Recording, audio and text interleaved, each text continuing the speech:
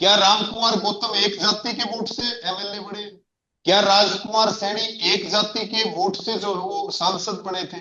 36 जाति के लोगों ने वोट दिया था।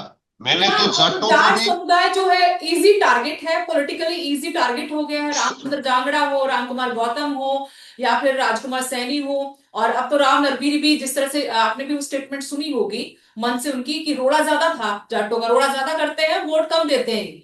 वो रोड़ा था जाटों का, और इस वजह से वो जो लग रहा था कि माहौल है वो भी हाथ से चला गया। और मैं यहाँ पे एक चीज हो कहती हूँ कि मतलब जी। मेरा अपना है कि जब हम 35 एक की बात दूसरा करता है उसका विरोध करते हैं, तो मैं यहाँ पे कहती हूँ कि हमें एक की बात भी नहीं करनी। हमें एक की बात भी नहीं करनी चाहिए, फिर उतने ही गलत हम भी हैं जब हम 35 एक का विरोध करते हैं, जब हम एक की बात करते हैं। हमें 36 बिरादरी की बात करनी है, और यही हरियाणा था, और यही हरियाणा होना भी चाहिए। 35 एक या सिर्फ जाट समुदाय ये नहीं, चौधर वाली बात नहीं होनी चाहिए। पहले ये थी नहीं, अब ये बीज बो दिया गया है, पेड़ बन गया है या पौधा बन गया, वो तो जनता जानती है आज। लेकिन सभी समुदायों को, सभी जातियों को साथ लेकर चलने वाला विकल्प फिलहाल तो नहीं नजर आता, मुझे तो नहीं नजर आता। आपकी इस पर क्या स्टेटमेंट है, क्या है आपकी राय, वो आप जाने। देखिए, ये बात आपकी बिल्कुल ठीक है कि एक तो किसान और एक जाट, या आप ये कहें स्वदेश जी, अलग अलग राज्यों में आप जाओगे तो भाजपा ने एक खेल बहुत अच्छे तरीके से किया है कि वहां पे जो सबसे बड़ी जाति है उसको विलन बनाने का काम। हम्म। अभी पंजाब के अंदर सिख जट को विलन बना रहे हैं और बाकी सबको कह रहे हैं कि तुम्हारे हक तो इन्होंने ही खाए हैं, सिख जट ने। उसके बाद उसके बाद जो विलन बनाया गया, उसके बाद आप देखिए, उत्तर प्रदेश में यादवों को विलन बनाया गया, महाराष्ट्र में मराठाओं को विलन बनाया गया, गुजरात में पटेलों को विलन बनाया गया। भाजपा की रणनीति ये है कि जो मार्शल कौम है, जो बड़ी कम्युनिटी है, उसको विलन बना करके बाकी सबके वोट इकट्ठे लेकर के और सत्ता में बैठ जाओ। ये की मोटी राजनीति है। और दूसरी भाजपा की राजनीति है लोगों को हिंदू धर्म, हिंदू के नाम पे, मुस्लिम के नाम पे उन लोगों को आपस में लड़ाने का काम करना। हम लोगों को ये बात कहते हैं कि जब पूंजीवाद के हाथ में कोई चीज जाएगी तो 7,000 की टिकट प्लेन की 70,000 रुपए की हो जाएगी। अभी आप ताजा उदाहरण देख रहे हैं। और जब 3 कृषि कानूनों का आंदोलन चला था, उस समय अगर रोटी इनके हाथ में चली जाती तो आज रोटी की क्या कीमत होती, आप और आपके दर्शक इस बात पर विचार कर सकते हैं। तीसरी बात इसमें मैं जो कहना चाहता हूं कि हरियाणा में 36 जात बहुत प्यार से रहती थी, लेकिन एक जहर का बीज बोया गया। बिल्कुल ठीक बात है, वो बड़ा पेड़ हो गया है। और हम बार बार इस बात को कहते हैं कि भाई हमें, अगर रवि आजाद हिंदू धर्म को मानता है तो मैं दूसरे धर्मों का भी तो उतना ही सम्मान करूंगा ना। मैं अपनी जाति पे गर्व करता हूं तो मैं दूसरे की जाति पे भी गर्व करूंगा। मैं अपनी मान्यताओं को अहमियत देता हूं तो मैं दूसरे की मान्यताओं का भी सम्मान करूंगा। मुद्दा धर्म नहीं है, मुद्दा जो है वो जाति नहीं है, मुद्दा हेल्थ है, मुद्दा एजुकेशन है, मुद्दा एमएसपी है, मुद्दा बिल्कुल। मजदूरों का जीवन कैसे ऊपर उठे, मुद्दा है महिलाओं की सुरक्षा कैसे हो। मुद्दे की बात होनी चाहिए। भाजपा मुद्दे की बात नहीं करेगी। भाजपा ने तो वो काम कर रखा है कि बोला सुबह का गुंडा अगर शाम को भाजपा में शामिल हो जाए तो उसे गुंडा नहीं कहते। यानी कि इन लोगों की एक मोटी मोटी रणनीति यही है कि भाई आप जो है लोगों को लड़ाओ, क्षेत्र के नाम पे, जाति के नाम पे, धर्म के नाम पे, और उनको बड़े मुद्दों से दूर कर दो और फिर तुम बैठ करके राज करो। और आज ये बात मैं पूरी जिम्मेवारी के साथ कह सकता हूं कि देश में हालात तो इमरजेंसी के हैं, केवल घोषणा होना बाकी है, घोषणा नहीं हुई। इमरजेंसी में और आज के हालातों में कोई बहुत बड़ा फर्क नहीं है। जब जितनी भी कॉन्स्टिट्यूशनल संस्थाएं हैं सबके ऊपर आरएसएस और बीजेपी ने कब्जा कर लिया। अभी आपने एक बात का और जिक्र किया था, एसवाईएल के मुद्दे की। पूरा दक्षिण हरियाणा जो है वो पानी, एक एक बूंद पानी के लिए तरसता है। हम ये नहीं कह रहे कि भाई हमें पंजाब का पानी लेना है, पानी की पंजाब में भी कमी है आज के दिन। हम्म। लेकिन बात यह है कि हरियाणा का हक है, हरियाणा को हक मिलना चाहिए। विवाद पंजाब का और हरियाणा का है। मध्यस्थता कौन करेगा, आप खुद बताओ। मध्यस्थता तो केंद्र की सरकार करेगी। केंद्र की सरकार अपनी जिम्मेदारी से इसलिए भाग रही है कि 2027 में विधानसभा के चुनाव है। तो ये बात कहां तक जायज हो सकती है? यानी कि केवल और केवल ये लोग राजनीति करेंगे राजनीति के अलावा कुछ नहीं करेंगे, मरेगी जनता। हालात इतने खराब होंगे कि स्कूल की छत गिरेगी तो सरकार जिम्मेदार नहीं है, स्कूल की छत गिरेगी तो अध्यापक जिम्मेवार है, अगर हवाई जहाज गिरेगी तो सरकार जिम्मेवार नहीं है, फिर जिम्मेवार जो है वो पायलट है। और लोग जो है दंगों में मारे जाएंगे, लोग आतंकवादी सीधा घटनाओं सीधा में मुझे मारे तो यही जाएंगे। निचोड़ पूरा लगता है जब भी हम मुद्दों पर कहीं, चाहे मैं ऑन कैमरा या ऑफ कैमरा कहीं पर भी बैठ के बातचीत करती हूँ, कि जवाबदेही नहीं, किसी भी चीज की जवाबदेही नहीं रही है। आप सवाल नहीं पूछ सकते। अगर आप सवाल पूछ रहे हो आप केंद्र से, तो आप देशद्रोही हो। जब आप सवाल पूछ रहे हो हरियाणा में बैठकर, तो फिर आपको जात पात पे बांट दिया जाता है कि आप फिलहाल कास्ट से आते हो, जात से आते हो, तो आप सवाल पूछ रहे हो। आपको ये बीजेपी की सरकार रास नहीं आ रही। इससे पहले की सरकारों में खुलकर सवाल जवाब होते थे, सवाल पूछे जाते थे, जवाबदेही तय की जाती थी। मेरा सिर्फ इन मुद्दों पर यही मानना है कि अगर बच्चों की भर्तियां रद्द हो रही हैं, या फिर पेपर लीक हो रहा है, पेपर रद्द हो रहा है, या फिर जो भर्तियां हो रही हैं, अगर हमारे बच्चे ना आके बाहर के बच्चे, ठीक है वो मेधावी होंगे, लेकिन हमारे हाँ, बच्चे ये भी बहुत बड़ा मुद्दा है। पीएचडी है, पिछली नेट है, सरकार जेआरएफ में, लगा हुआ है, वो 35% मार्क्स नहीं लेकर आ पा रहे, सीटें खाली हैं। सोचिए मतलब क्या हो रहा है। आप इतना बड़ा पद है वहां पर, आपको हरियाणा मूल से कोई नहीं नजर आया, आप बिहार मूल से किसी को बिठा देते हैं, और अब मुख्यमंत्री खुद कहते हैं कि मैं बिहारी हूं। तो ये इन सवालों का जवाब कौन देगा? अगर किसानों को मुआवजा नहीं मिल रहा तो क्या सवाल नहीं करेंगे? अगर अगर यहाँ पर बेरोजगारी है, हमारे बच्चों के शव बाहर से आए, चाहे वो किसी भी रूट से गए हों, अवैध तरीके से गए हों, वो क्यों गए हैं, क्या हम उस पर सवाल नहीं पूछेंगे? कानून व्यवस्था पर क्या हम सवाल नहीं करेंगे? महिलाओं की सुरक्षा पर क्या हम सवाल नहीं करेंगे? मेरा सिर्फ यही है। और ये विपक्ष में भी कोई राजनेता ऐसे मुद्दों को सिर्फ खाना पूर्ति के लिए उठाता, मैंने कभी, अब भी कम से कम कुछ सालों में, गंभीरता से मुद्दों के लिए लड़ते किसी को नहीं देखा। बिल्कुल ठीक बात है। कई बार देख करके लगता है कि विपक्ष और पक्ष दोनों मिल करके और फ्रेंडली मैच खेल रहे हैं।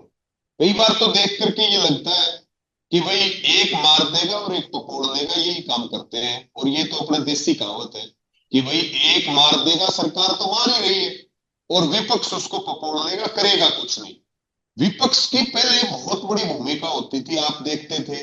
आप केंद्र के स्तर पे देखेंगे, अलग अलग राज्य के स्तर पे देखेंगे, बहुत बड़े बड़े नेता इस देश में ऐसे हुए जो विपक्ष में रहते हुए जेलों में जाया करते थे, विपक्ष में रहते हुए पुलिस की लाठियां खाया करते थे, विपक्ष में रहते हुए वो सड़क के ऊपर धरने प्रदर्शन किया करते थे।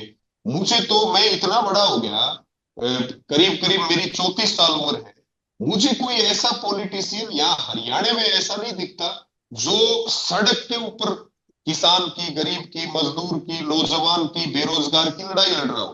पिछली सरकार में हम अनेक ऐसे आंदोलनों में शामिल रहे जो सीईटी के लिए थे या रिजल्ट को लेकर के थे, भर्तियों को लेकर के थे, और इन मुद्दों को बार बार हम उठाने की कोशिश भी करते हैं। कई बार तो हमें ही कुछ लोग कहने लग जाते हैं कि जी किसानों के बहुत मुद्दे हैं। अब की बार हमने इशार भी कहा कि भाई किसानों के मुद्दों पे तो हम अपने आंदोलनों का नेतृत्व करेंगे, लेकिन कोई भी वर्ग जो सरकार की तानाशाही से तंग है, उसकी बर्बरता से तंग है, और वो सरकार की नीतियों के खिलाफ लड़ रहा है, तो उस पे हम साथ देंगे। अब की बार तो हमने सुदेश जी ये भी कहा, क्योंकि ये सारे विपक्ष वाले या तो ब्याह में लड्डू खाएंगे या किसी के गोड्डा मॉडल चले जाएंगे। अब की बार हमने इनको कहा कि भाई ये सत्ता के खिलाफ तो लड़ ही रहे हैं, लेकिन अब की बार विपक्ष के जो विधायक और सांसद हैं वो भी सड़क पर आकर के लड़ाई लड़े, नहीं तो विरोध तुम्हारा भी किया जाएगा। इस बात में कोई दो राय नहीं होना चाहिए। आपको जनता ने इसलिए नहीं चुना कि आप लाडू खा लो, आप जो है किसी की डेथ होगी वहां जाकर के बैठा हो। क्या ये काम है विधायक के? क्या ये काम सांसद? ठीक है, सुख दुख में शामिल होना चाहिए, लेकिन हम भी होते हैं। लेकिन असल लड़ाई तो कुछ और है ना। आजकल एक बहुत अच्छी एक परंपरा बन गई, भाई इस विधानसभा में काम नहीं हो रहे, बोला यहां विपक्ष का विधायक है।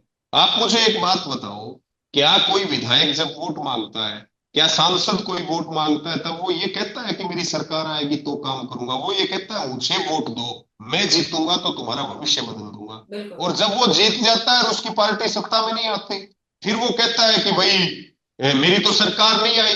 अरे तो मैंने बार बार, आजकल हरियाणा में हम हर जगह इस बात को जाकर के कहते हैं कि जब भी कोई विधायक और सांसद ये कहे कि मैं क्या करूं, मेरी सरकार नहीं है, तो उसको कहो तो इस्तीफा लिख के दे। अगर सरकार के ही विधायक और सांसद काम करवाएंगे तो फिर इलेक्शन हो जाएगा भाई, इलेक्शन, और हम सरकार का बना लेंगे। तुझे लेकिन फिर कभी हम क्यों ढोके कभी कभी ढोके चल रहे विपक्ष हैं? विपक्ष के जो सांसद या विधायक हैं, उनका उन्होंने भी ट्रेंड सेट कर लिया है। वही जवाबदेही की बात फिर यहाँ पर आ जाएगी रवि जी, कि जवाबदेही नहीं चाहता कोई। समझ रहे हो आप? जवाबदेही नहीं चाहता। काम करवाने के लिए फिर आपको संघर्ष ज्यादा करना पड़ेगा, अधिकार के चक्कर काटने पड़ेंगे, सरकार के आगे अपने वो तमाम मामले रखने पड़ेंगे, उसमें देर भी लगेगी। तो मुझे लगता है जवाबदेही नहीं है। सिर्फ ये कह देना कि मेरे काम नहीं, मैं विपक्ष का सांसद हूं या मैं विपक्ष का विधायक हूं, इससे काम नहीं चलेगा।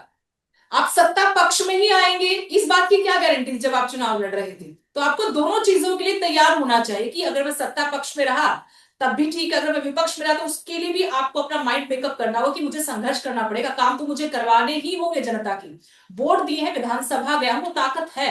और मेरी बहुत से लोगों से इस मुद्दे में बात बात होती है, बीजेपी के विधायकों से भी और दूसरे विधायकों से भी। वो कहते हैं कि ये सिर्फ बहाने हैं, ये सिर्फ बहाने की 5 साल बाद फिर उनको मुंह दिखाना है, वोट मांगने हैं, तो कम से कम आसानी से कह सके कि देखिए भाई मेरी तो सरकार नहीं थी, मैंने बहुत दफा कहा भी, मीडिया में भी कहा, अपने सोशल मीडिया में भी कहा कि मैं काम करवाना चाहता हूँ। इमोशनल, हाँ, इमोशनल सपोर्ट मिल जाता है ये। जी जी। आपको मैं एक बात और बताऊं, मैं आपको एक और बात बताऊं, मेरी मेरी 7 पीढ़ियों में कोई पल्स भी नहीं बढ़ा, और हमने आज तक कोई इलेक्शन नहीं लड़ा, और उसके बाद भी सरकार के खिलाफ डट करके लड़ाई लड़ते हैं, और बिना कुछ पद पे हुए जहां पे जिस मुद्दे पे मौका मिल जाए सरकार की नाक में नकेल डालने का काम करते हैं, चाहे वो केंद्र की हो चाहे राज्य की सरकार हो।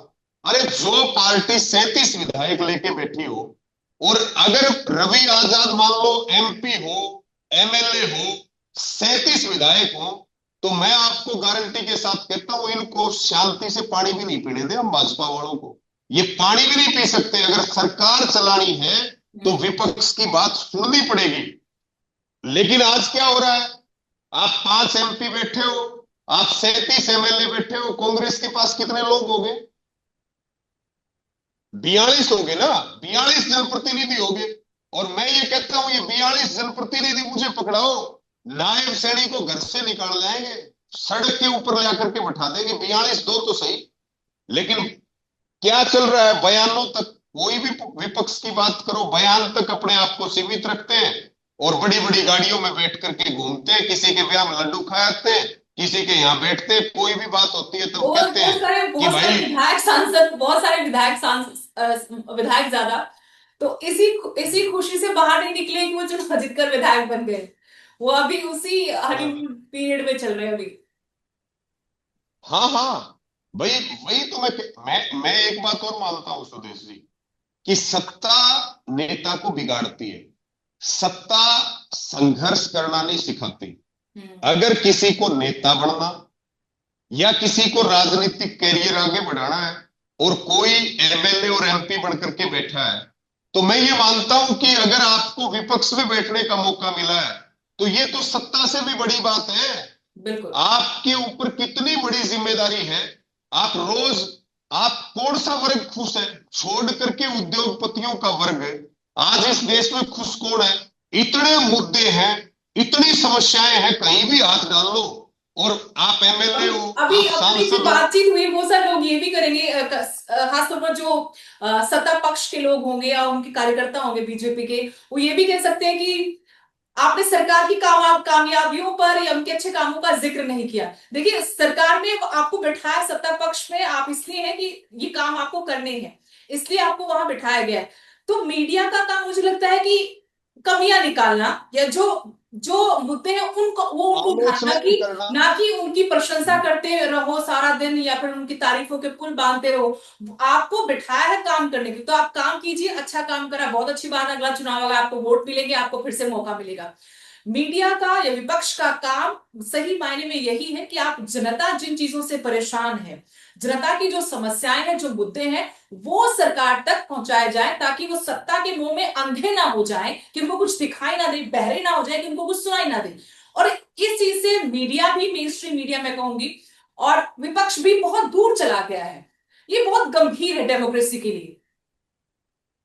बिल्कुल ठीक बात है।